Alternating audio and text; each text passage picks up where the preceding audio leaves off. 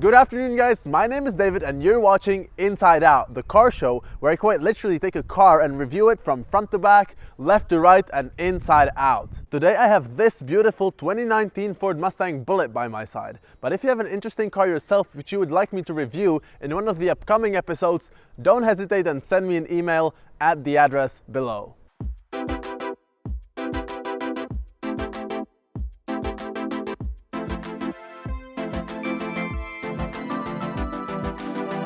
Bullitt is an American action movie, which came out in 1968 and featured Steve McQueen as Lieutenant Frank Bullitt. I would go as far as to say that the plot of the movie is quite uninteresting for the viewer in the 21st century. However, the car chase through the streets of San Francisco will forever be in history as one of the best car pursuits captured on film. The car that the protagonist, Mr. Bullitt, was driving in this chase was a 1968 Mustang GT fastback, finished in an instantly recognizable Highland green paint, and that's when we circle back to today's video. Ford has come out with 3 limited edition Mustang Bullitts commemorating the film in the past. One launched in 2001, another one from 2008, and then this one from 2018, celebrating the 50th anniversary of the movie. There will be probably around 8,000 units of the newest Mustang Bullitt produced, and each will come with a starting price of approximately $50,000 US in the US. Let's start this review by looking at the exterior design, and more specifically the styling differences between a 2018 model year of the Mustang and the previous generations. So first of all, the 2018 model has the completely redone front design, which is sort of reminiscent of a shark, and was quite controversial when it first came out. Personally, I got used to this design and now I quite like it. Then the 2018 Mustang also has these hood vents as well as the quad exhaust pipes in the rear, making the car look really aggressive. Furthermore, this is the Bullitt edition of the Mustang, which means that it comes in this quite specific Highland green exterior paint, as well as these retro styled wheels and the red Brembo brakes contrasting with the paint on the car. The Bullitt, even though it comes with a 5-liter V8, it comes without the 5.0 badge here on the side, as well as the pony badge on the front, which is reminiscent of other Mustangs. The last exterior difference, which makes this car different from the rest of the Mustangs, is the different chrome bits and bobs around the car. There is chrome trim around the windows here, as well as a chrome trim around the grille in the front, and all of this is matched with the chrome on the wheels. The European version of the Bullitt is also slightly different to the US version of the exact same car, as it comes with slightly bigger side mirrors, clear taillights, and misses the sequential turn signals, and that's quite a shame in my opinion. Overall, I really enjoy the design of this car. I really enjoy the front, which makes it different to the previous generations of the Mustang. Then I really like this line, which continues throughout the entire body of the car, and the door handle, which is nicely integrated into it. Then I'm also quite fond of the fact that this car comes without the rear spoiler, which is an option on the other 2018 Mustangs, because I feel like it makes the car look more elegant and sleek. Last interesting bit of exterior design on this car is the fact that under the fuel door there is no fuel cap, which is sort of inspired by the Ford racing department, I guess. But now let's move over to the back and the trunk of this vehicle. The trunk can be opened in one of 3 ways. Of course, there is a button in the interior, then there is a button on the key, and then there is a hidden button here in the back, but it isn't where you would expect it to be. Most people would expect it to be, somewhere here, maybe pressing the logo, but no, that's not the case. Instead, it's all the way down here. You sort of have to find it first, and then you pop the trunk open.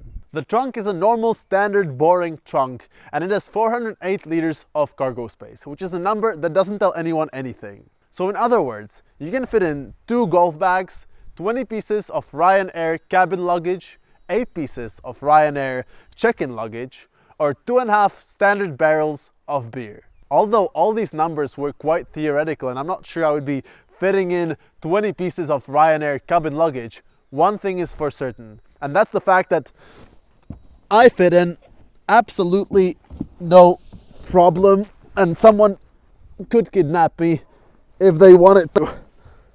Yeah, absolutely fine and very comfy indeed. Wait, how do I get out of here now though? That's the difficult part. Under the main cargo space, there is a fairly large compartment which would normally fit a spare tire, but this car doesn't come with one. I don't know why, if they were trying to save costs, but there's no spare tire in here. And lastly, you can fold down the second row of seats in order to get even more cargo space out of this car and fit in maybe a third golf bag or a pair of skis, or basically anything you would ever need into this car. After all, it is supposed to be a fast and practical machine. And on that note, let's move over to the front and the engine bay. Now let's go and have a look under the hood. But in order to do that, we first need to figure out how to actually open the hood. It's not really a difficult process, but you first need to go to the driver footwell where there is this unmarked hidden latch, and then you can go outside and, manually pop the hood up. Okay, so now that the hood is in place, we can have a closer look at the engine, and just looking at it, it looks a bit different from the normal Mustangs. It's sort of finished in this matte black, which I think looks really cool. And then there's also this different intake manifold, which is taken directly from the GT350. I think, I'm not entirely sure, or GT350R. While we're here under the hood, we can also talk about the stats of this engine.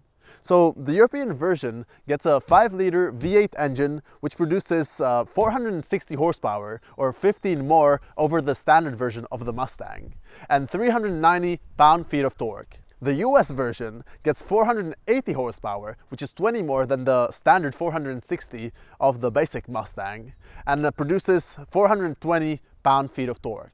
Both versions are capable of reaching 100 kilometers per hour, or 60 miles per hour, in just over 4 seconds, something like 4.2 seconds, and the maximum speed is electronically limited on this car to 260 kilometers per hour. But you can reach this speed while driving only in 4th out of 6 gears. But that's enough of the boring facts. Let's now close the hood and move over to the interior.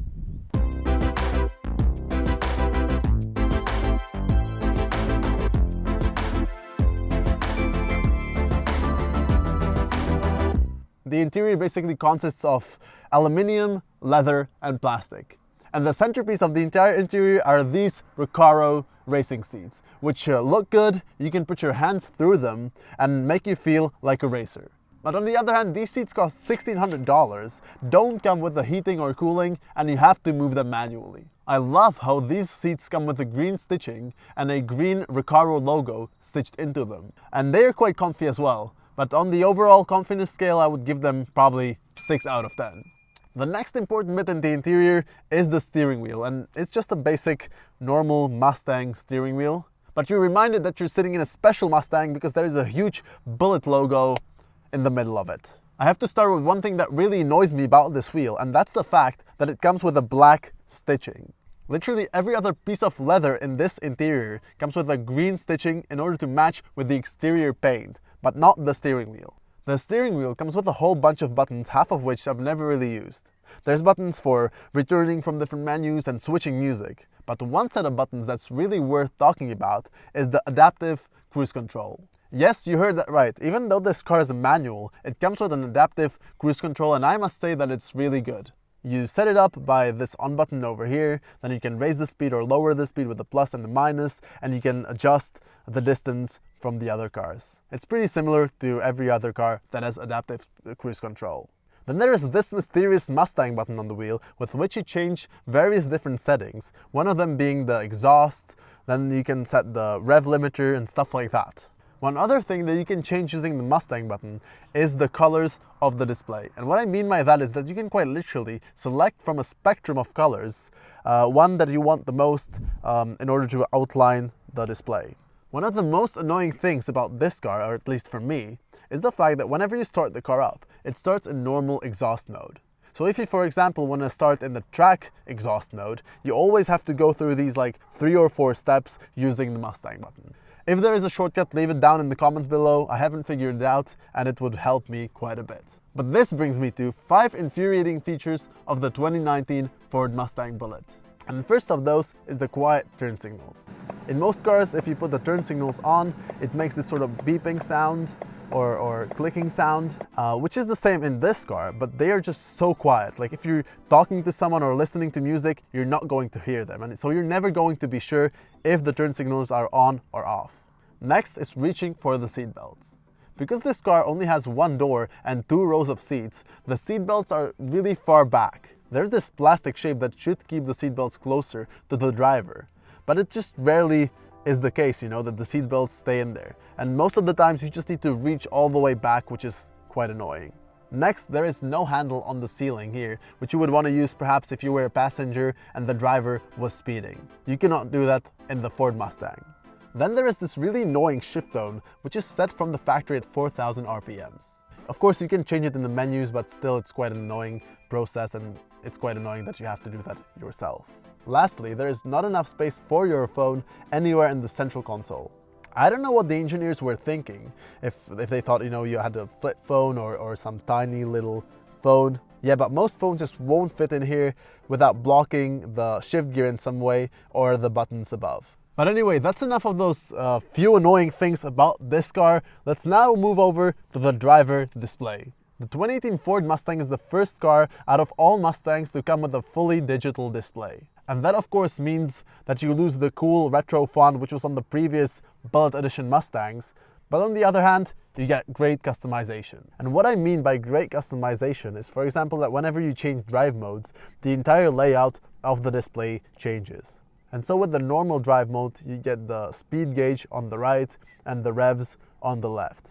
Then if you change to sport, the speed gauge stays pretty much the same, but the revs sort of unwrap and then go along the top side of the display. Then if you change to the track mode, both circular gauges are gone and the revs are in this sort of big rectangle on the top of the display, with the speed just being a number on the bottom right. In this display, you can also change the exhaust note, which we've already talked about before, but now let's go over the options that you have.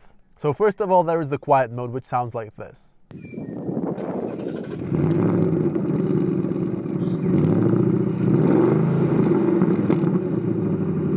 Then there is the normal mode.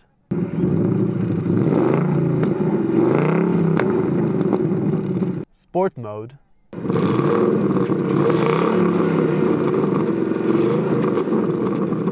And the track mode.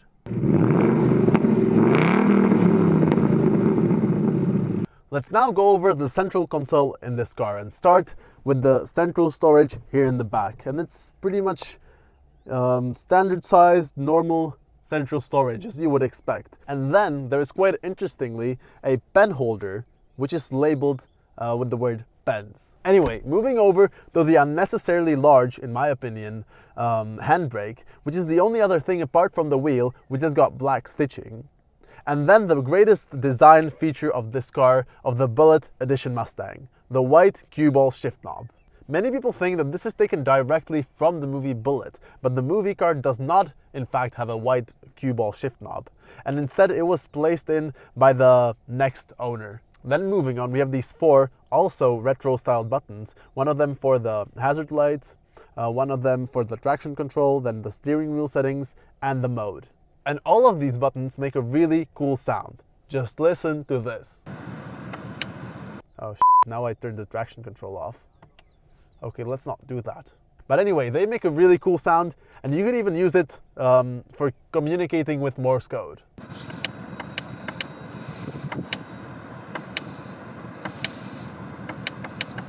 Then next to these buttons is the start-stop button, which is a bit bigger, circular, and with a red outline. One hidden feature about this button is that it gets brighter and dimmer 30 times per minute, which should represent the heart rate of a Mustang. But now, let's move over to Roadtrip Essentials. This car has got two cup holders, but it is really annoying to shift with a normal sized drink inside of them. Then there are two USB charge ports and one cigarette lighter, which can be used either for lighting cigarettes or two additional USB ports. The Bowers & Wilkins music system is really good, and you can connect to it via cable or Bluetooth. The Bluetooth option is of course way more complicated than it should be, but I think that can be said about most other cars as well.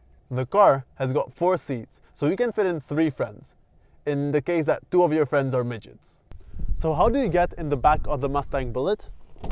First of all, you open the door, take off the seat belt, then press this button over here, and slide the seat forwards. And that's about it. And then elegantly you climb into the back. Now sitting back here, there's a surprising amount of legroom, but the problem that the Mustang has is the headroom. for a person taller than 180 centimeters, it is pretty much impossible to sit back here comfortably. But honestly, I think that I can forgive this car the lack of headroom in the back, because after all, it's a sports car, and the side profile looks just beautiful. Other than that, there's pretty much nothing else interesting in the back here, other than the fact that you can poke the people who are luckier than you and sitting in front through the holes in the Recaro seats. Returning back to the front, one hidden feature that most people don't know about, and even most owners don't know about, is the fact that if you remove the rubber floor of the cup holders, there is a little hole in there into which you can place your key if it is out of battery and you need to start up the car. The infotainment system in this car is not the best and not the worst. You've got several different tabs here: the audio, climate, phone, navigation, mobile apps and settings, and that's pretty much it. It's actually quite boring. The display quality is not the best on this car, and the same thing can be said about the backup camera, which has got a resolution similar to an iPhone from 2008. But hey, at least the car does come with a backup camera. It actually comes in quite handy at times. About the infotainment system, in the EU version there are 3 air vents, in the US version there are 2 air vents and 2 smaller gauges which show air pressure and some stuff like that. And above that there's the Bowers and Wilkins logo, just so that you know that you have the highest quality infotainment. Not infotainment system, music system. Then I love this huge brushed aluminium panel, which goes all the way from the driver to the passenger, and I think it looks really cool and retro. But one bad thing about the Bullitt is that there are pretty much no customization options when it comes to the interior style. In other Mustangs you can choose maybe between Alcantara and leather, or carbon here and carbon there, but not in this car. In this car the styling is set. Then there's this Bullitt plaque, and this car is number K0179, and I have no idea how the numbering system on this car works, but I'm sure that the 179 is quite low in the production run. I tried researching this information on forums and online, but unsuccessfully. So if you know any more information about the numbering system, let me know down in the comments. One interesting thing is that overall there are not too many Mustang logos around the car. But what is the total branding tally? 13. Below the plaque is the glove box, which is made out of this not really nice plastic. But if you open it, you find the Bullitt movie DVD. Every Bullitt car will come with 1 copy of this movie, and yeah, of course, no, that's a joke, but we've got it here. I don't know why. But usually in the glove box there is the owner's manual, and it's not really anywhere to be seen here, and that's because it has its own glove box inside of a glove box. The owner's manual isn't really that interesting, doesn't even come with a bullet on the front page. One of the more bizarre things in this owner's manual is, for example, on page 23, where there is how to buckle up a pregnant woman, or on page 89, I believe, just an explanation that if you have the normal seats, you can adjust the headrest, but if you have the Recaro seats, there's no such thing as adjusting the headrest for you, because they are non-adjustable. As if you weren't able to tell that by yourself just looking at the seats. And that's pretty much everything for the first ever episode of Inside Out with this 2019 Ford Mustang Bullitt.